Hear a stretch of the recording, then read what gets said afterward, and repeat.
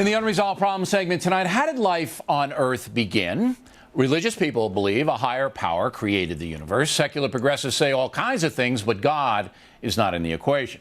And some believe those who subscribe to intelligent design, that is, a deity created life, are being persecuted in America. Joining us now from Washington, Ben Stein, who has put together a new documentary called Expelled, No Intelligence Allowed, the film set to open in the theaters this coming February.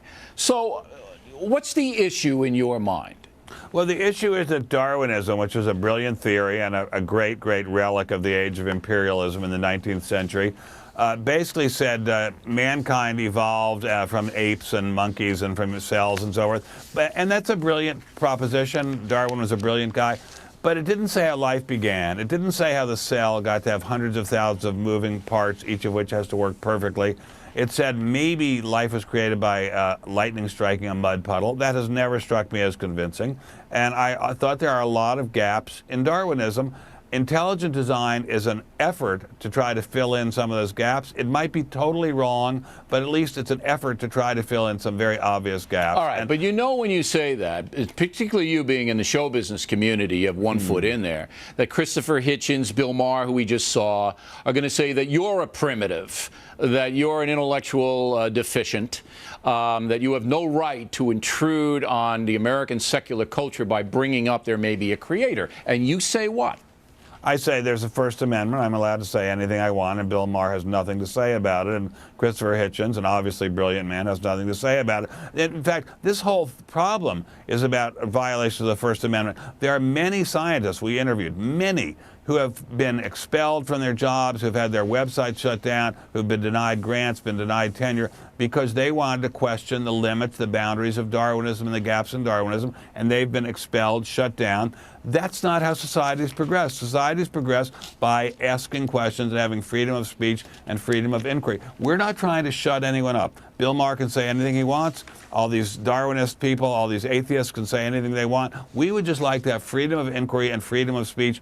And is this problem important? Well, is freedom of speech important? Is freedom of inquiry important? But it's interesting because the state of Kansas, not a crazy liberal state, has ordered its people, teachers, not to mention that there might be a creationistic aspect to the universe. And you're right. I mean, the academics now have shut down. And I could never understand it. Why can't you just mention in biology class or whatever class you want that there are theologians who believe a higher power was responsible for the first life? Because whenever I get these atheists on the factor, and you probably know this, I said, okay, how did it all start? Well, we really don't know yet. Well, the reason they're so angry about it and so defensive is because the theory has so many holes in it, and it's such a weak theory that they have to be defensive about it to fight off what are going to be some obvious attacks on it. I mean, this is a theory which was a brilliant theory in the middle of the 19th century. It's the 21st century. There are a lot of questions being raised about it. Nobody had any idea the cell was so complex. We would just like to be able to ask the questions. Maybe we're wrong, maybe we're stupid, but we'd like to be able to ask the questions. Okay, do you think, though, that people who believe in creationism are being persecuted in America? Oh, there's no doubt about it. We have lots and lots of evidence of it in the movie. And, you know, Einstein worked within the framework of believing there was a God. Newton worked within the framework of believing there was a God. For gosh sakes, Darwin worked within the framework of believing there was a God, and yet somehow today you're not allowed to believe it. Why can't we have as much freedom as Darwin had? I don't know.